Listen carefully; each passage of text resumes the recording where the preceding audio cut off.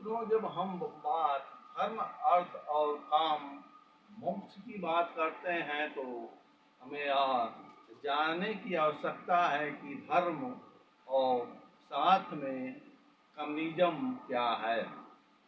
मित्रों, धर्म को हम कम्युनिज्म सिद्धांत से अलग मानते हैं, जबकि ऐसा नहीं है।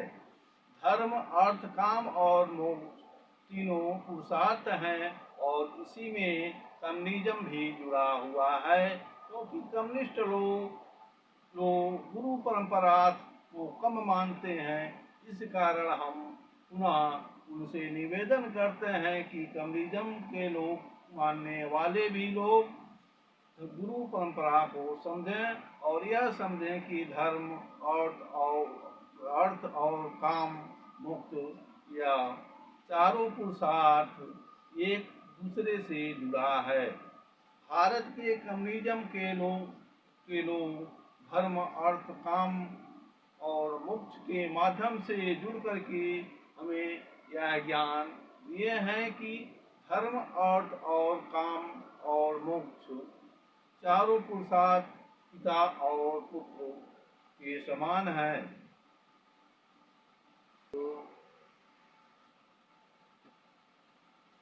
मित्रों, कम्युनिज्म एक बहुत बड़ा सिद्धांत है। इसमें पूंजीपति और मजदूरों ने अपने अपने माध्यम से ज्ञान देकर के सारे संसार में केवल पूंजीपति और मजदूरों की सत्ता को स्थापित कर लिया और किसान को मृत मान करके उनको अपनी ही दशा में छोड़ दिया। आज किसानों की स्थिति सबसे दयनीय है। इस बारे में हमें यह जानने की आवश्यकता है कि किसान की स्थिति आज इस दशा में किस कारण हुई। मजदूरों ने अपना वेतन तय कर लिया, पूंजीपतियों ने अपना वेतन तय कर लिया और किसानों को दोनों ने मिलकर के संगठित होकर राज और सत्ता के माध्यम से इन्हें लूट लिया।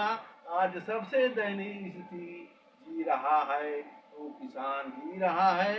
हमें यह कहने में जरा भी संकोच नहीं है कि हजारों वर्ष पूर्वजों शक्ति पावनों ने कृषि पर आधारित व्यवस्था को पूरे विश्व में बनाई थी। उस व्यवस्था को आज तोड़ दिया गया है, जिसके कारण आज पूरा समाज पीड़ित है और वो केवल पंडितों को दे रहा है, जबकि पंडित इसके दोषी नहीं है। दोषी तो यह राजा और इसका तंत्र है।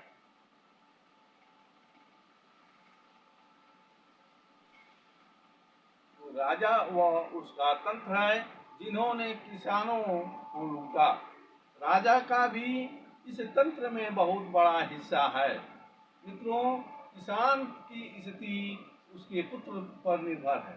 किसान और उसका मजदूर दोनों का संबंध पिता और पुत्र से है, जबकि मजदूर का संगठन केवल उसके व्यवसाय से ही जुड़ा हुआ है।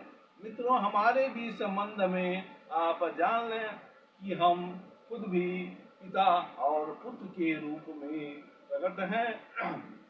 हमारे पिता भी कम्युनिस्ट थे, लेकिन साथ में वह कम्युनिस्ट होने के साथ गुरु परंपरा से भी जुड़े हुए थे।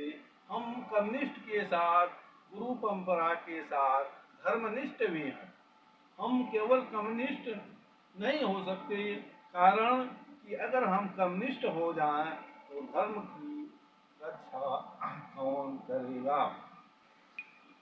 और धर्म की प्रथम पंक्ति ही किसान है।